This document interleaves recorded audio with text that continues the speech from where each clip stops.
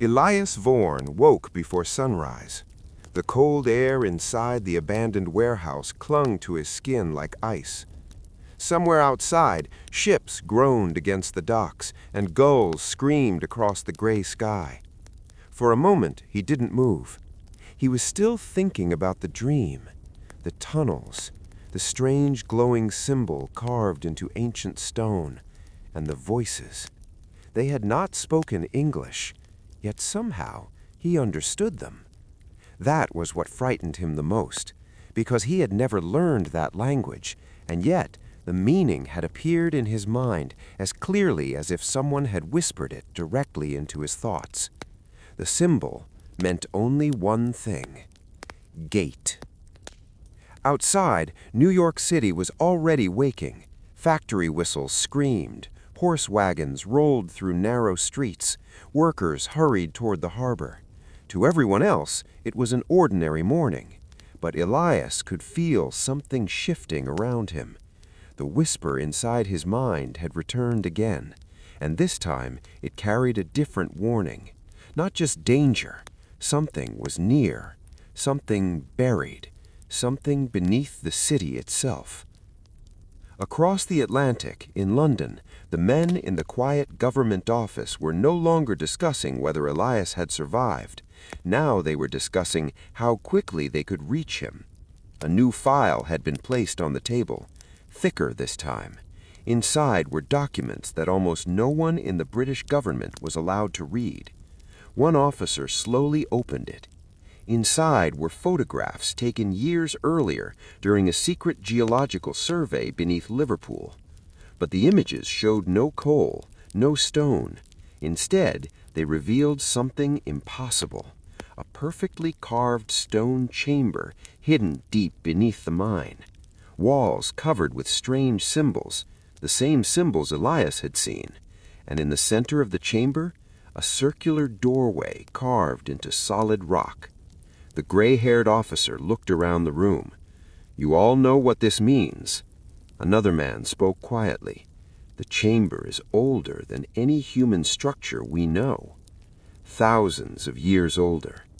The officer nodded, and when the mine collapsed, he tapped the table slowly. Someone opened the gate. The room fell silent, because if that was true, then Elias Vorn had not just survived the collapse, he had been inside that chamber, and possibly awakened something that had been sleeping there for centuries. Back in New York, Elias wandered along the crowded streets near the harbor, his stomach twisted with hunger. He stopped near a small bakery window where fresh bread had been placed to cool. The smell alone nearly made him dizzy. He watched people walk past with coins, food, warm coats, things he no longer had. But the whisper inside his mind interrupted his thoughts again, stronger now, urgent. It was pulling him somewhere. Elias hesitated, then slowly began following the strange feeling, through the streets, past warehouses, across rail tracks, deeper into the industrial parts of the city. The buildings grew darker, the streets emptier. Finally, he reached something unexpected: a metal staircase descending beneath the road, a subway entrance. New York's underground rail system had only recently opened, and many parts were still under construction. Few people were down there this early. Elias stepped slowly into the dim underground station. Electric lamps flickered along the tunnel walls. Water dripped from pipes overhead. But the whisper was stronger here than anywhere else. It was guiding him deeper, toward a section of the tunnel blocked by wooden construction barriers. A sign read, "Authorized personnel only," but Elias ignored it. He slipped through a small opening between the boards. Behind it, the unfinished tunnel stretched into darkness. And that was when he saw it. On the far wall, carved into the stone, the symbol, the exact same symbol from the mine, the same one from his dream, the symbol of the gate. Elias stepped closer slowly, his heart pounding. His fingers trembled as he reached out toward the carving. The moment his hand touched the stone, the whisper inside his mind exploded into sound. Images flooded his thoughts. Ancient cities, massive stone structures, a world that existed long before modern civilization. And in the center of everything, a network of gates, hidden beneath the earth, connected across continents, waiting, sleeping, until someone awakened them. Elias stumbled backward, gasping for breath, because he understood something terrifying. The mine collapse in Liverpool had not just exposed a buried chamber, it had activated something ancient, and now the same symbol had appeared beneath New York. Above the streets, the man in the dark coat stood beside a black carriage. 2 other men joined him. "All stations confirmed," one said. "We tracked the boy into the subway tunnels." The man nodded calmly. "Good. Seal the exits and bring him to me." One of the men hesitated. "Sir, if the boy truly carries what we believe—" The man's expression hardened. "That is precisely why we must take him alive." He paused before adding quietly, "before the Americans realize what's happening beneath their city." Down in the dark tunnel, Elias stared at the glowing symbol on the wall. It was faint, but it was glowing. And slowly, the stone around it began to move. Dust fell from the ceiling. The ground trembled slightly. Because somewhere deep beneath New York City, an ancient mechanism had just awakened, and Elias Vorn had unknowingly triggered it. The moment Elias touched the carved symbol, the tunnel trembled. Dust fell from the ceiling. Somewhere deep within the earth, ancient stone shifted against stone with a grinding sound that had not been heard for centuries. Elias stumbled backward, his heart racing. The symbol on the wall was glowing now, not brightly, but enough to illuminate the dark tunnel around him with a faint blue light. And slowly, the stone wall began to open. Not like a door, not like anything built by modern engineers. Instead, the massive rock blocks slid apart silently, as if obeying a command older than the city itself. A cold wind rushed out from the darkness beyond, air that had not touched the surface for thousands of years.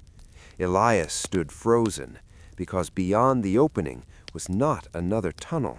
It was something far bigger, a massive underground chamber. Stone pillars taller than any building he had ever seen stretched upward into darkness. Ancient pathways extended in multiple directions, and the walls were covered in the same strange symbols, hundreds of them, thousands, each glowing faintly. It looked less like a cave and more like the ruins of a forgotten city buried beneath the earth. Elias stepped inside slowly. His footsteps echoed across the stone floor. Every instinct inside him told him this place was important. Not just important, ancient. The whisper inside his mind returned again, but now it was different, clearer, almost like a memory trying to return. He moved deeper into the chamber, and that was when he noticed something strange. The architecture did not look like anything he had seen before. The pillars were carved with shapes that resembled maps, lines connecting circles, symbols repeating across the walls. Elias walked closer to one of them, and suddenly he understood. They were not decorations, they were locations, different places across the world. Each circle marked a gate, a network, hidden beneath continents, connecting distant parts of the earth through underground passageways built by a civilization long forgotten. And the symbol he had activated in Liverpool was one of those gates. Above the tunnel, New York City continued its morning without realizing what had begun beneath its streets.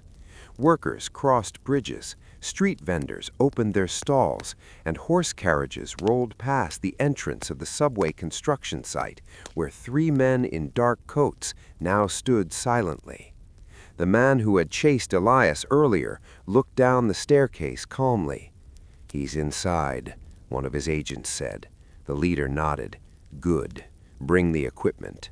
One of the men opened a metal case and removed a strange device, a lantern-like object surrounded by brass wires and small glass tubes. Inside it glowed a faint electric pulse. "Is it ready?" the leader asked. "Yes, sir." "Then we go down." Because the men who had come from England were not ordinary agents. They belonged to a secret department that officially did not exist, a group tasked with locating and securing artifacts that governments preferred the public never discover. And if the ancient gate beneath New York had awakened, then the boy who triggered it was now the most important person in the world. Deep below, Elias continued walking through the silent ruins. The chamber stretched farther than he could see. Ancient staircases led downward, stone bridges crossed dark openings in the ground, and everywhere he looked were those same glowing symbols. The whisper inside his mind pulled him toward the center of the structure, toward a massive circular platform. When he reached it, he stopped, because in the middle of the platform stood something that looked familiar, too familiar. It was another gate, just like the one buried beneath the Liverpool mine, a circular stone doorway carved into the rock, covered in glowing symbols. But this one was far larger, nearly 30 feet tall, and unlike the first gate, this one was already partially open. A faint blue light pulsed within the opening like distant lightning. Elias stared at it in silence. He didn't understand how he knew, but he knew one thing with absolute certainty. That gate did not lead to another tunnel. It led somewhere else entirely, somewhere far beyond New York. Behind him, footsteps echoed through the ancient chamber. Elias turned sharply. 3 figures had entered the ruins. The man in the dark coat stood at the front, his expression calm, but his eyes were studying Elias carefully. "You've done quite a remarkable thing, Elias," the man said. The boy stepped backward. "Who are you?" The man smiled faintly. "Someone who has been looking for that gate for a very long time." He slowly walked closer. "You see, the world believes history is simple. Empires rise, civilizations fall. But the truth," he gestured toward the ancient ruins surrounding them, "is much older." Elias felt the whisper inside his mind scream again, "Danger!" The man noticed the boy's expression and chuckled quietly. "Yes," he said, "you can feel it, can't you? That connection, that power." He stopped only a few feet away. "You opened the Liverpool gate, and now you've awakened this one." His voice lowered slightly. "Which means, Elias, you are the key." At that moment, the massive gate behind Elias suddenly pulsed with bright blue light. The ground shook again, the symbols across the chamber began glowing brighter, and a deep humming sound filled the underground city. The man in the coat looked toward the gate with wide eyes. "No," he whispered, "it's activating." He turned toward Elias quickly. "What did you do?" But Elias hadn't done anything. He was just standing there, watching in shock. Because inside the glowing gateway, something was moving, something large, something alive, and it was coming through.